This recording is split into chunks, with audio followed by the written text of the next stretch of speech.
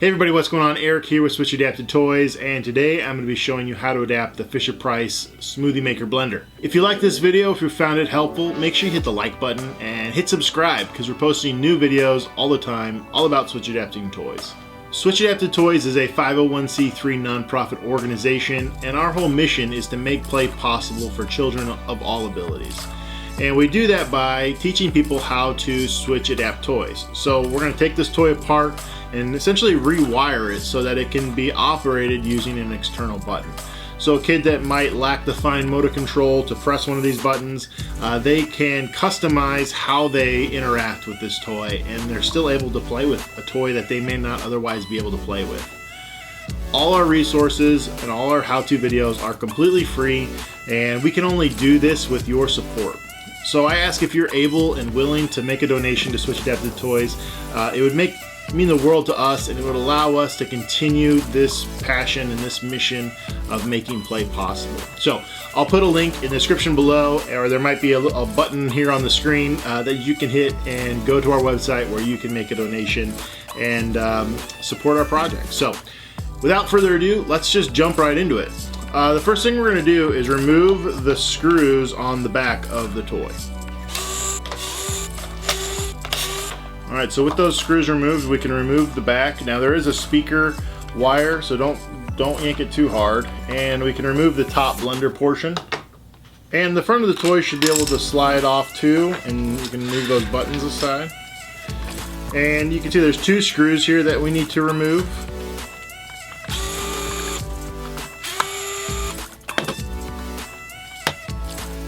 Alright, so with that white plate removed, you can see that there are these two buttons here. And those buttons are actually what are being pressed when you push one of the buttons on the outside of the toy. And what we're going to do is we're going to solder our headphone jack wires to these leads that go to this button.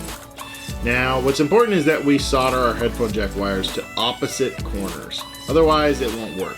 And we're going to do that for both buttons. So just make sure that you're soldering in the opposite corner for each wire. But before we do that, we need to drill some holes in this toy so that we can get our headphone jack wires into the toy. And where I like to do that is on the front half of this toy. You can see kind of right down here, kind of right below where the screw hole is. We can drill right through here, and that will allow us to get our headphone jack wires into the toy, and we shouldn't hit anything or cause any problems. So I'm going to drill my hole basically right there. And I'm going to do the exact same thing on the other side. Alright, so now let's talk a second about our headphone jack wires. We've made a ton of videos kind of explaining how to set up your headphone jack wires. The easiest route is to get a mono headphone jack. Mono headphone jacks will have two wires. They can be different color casings, but they'll just have two wires. If you have a stereo headphone jack, you can totally use it, but you'll want to check out a different video that will explain how that's done. We explained it hundreds of times, but for the sake of time, I'm just going to use the mono headphone jack. It's definitely worth getting, and I'll put a link in the description below for these specific ones. So I'm going to just go ahead and fish my headphone jack wires through the holes that I drilled. And I'm just going to pull a bunch of length out. That will just make it a little bit easier when I'm working. Alright, so what I want to do first is get a little bit of solder on my wires. That's just going to make it a little bit easier when I go to actually solder it to the board.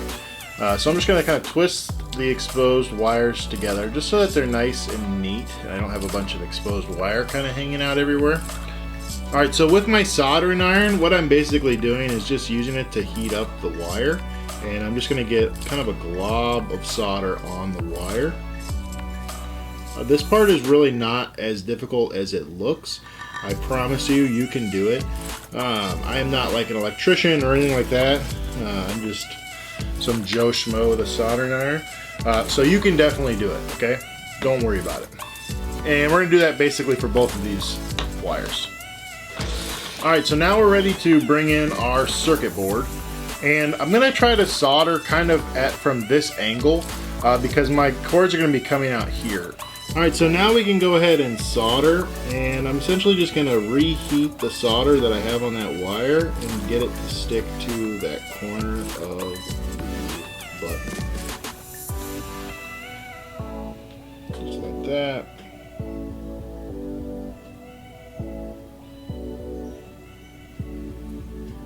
Just like that.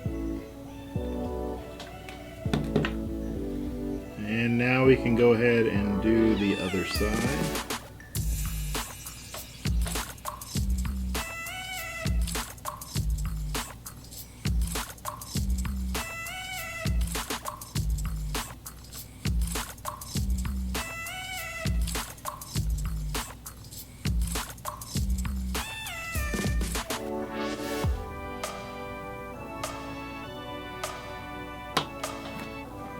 Just like that.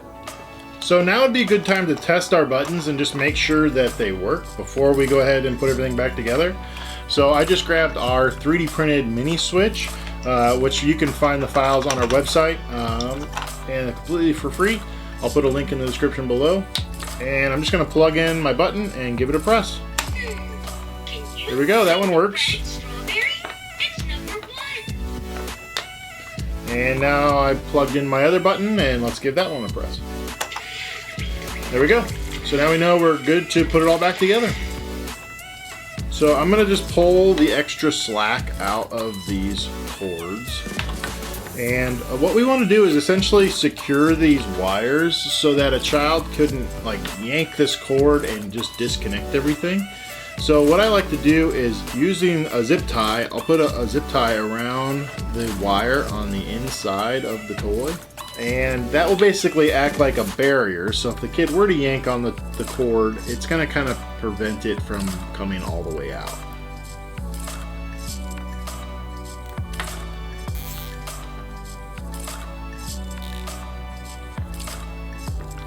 And what I'm going to do is cut off the excess zip tie.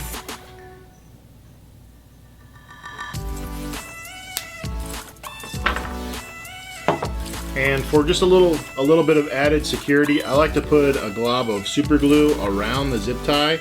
That just kind of helps lock it all into place. And you can use a little bit of activator, and that will essentially instantly dry that super glue.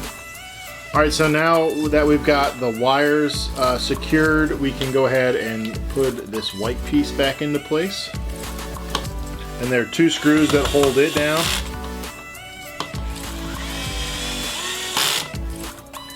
And then I'm going to kind of pull the extra wire out of the toy.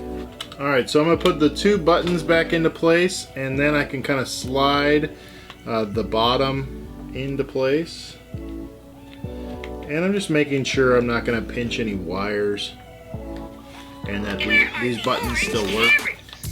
Alright, and then we can slide the top of the blender back into place.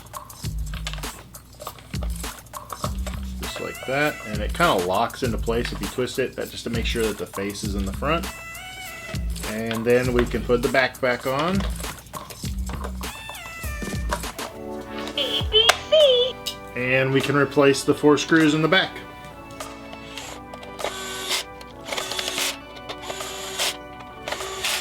Alright, so let's test it and make sure that everything still works. I've got my button plugged in, and I got the toy turned on, and let's check. ABC. There we go. Sing the alphabet with me. Alright, so we're all done. If you liked this video, if you found it helpful, make sure you hit the like button and hit subscribe. It really does help us out in a huge way, so thank you in advance for that. Like I said before, we can't do these kind of videos without your support. So if you're able or willing to donate even $5, every little bit helps us create this content and get these videos out. And we've got a lot of big things planned for Switch Adapted Toys, and we can only do so with your support. So if you're able and willing, it would mean the world to us, so thank you in advance for that as well. If you've got a group or an organization and you want to adapt toys kind of on a bigger scale for kids in your community, you could form what we call a Switch chapter, where we kind of help walk you through that process so that you can serve the children in your community that way.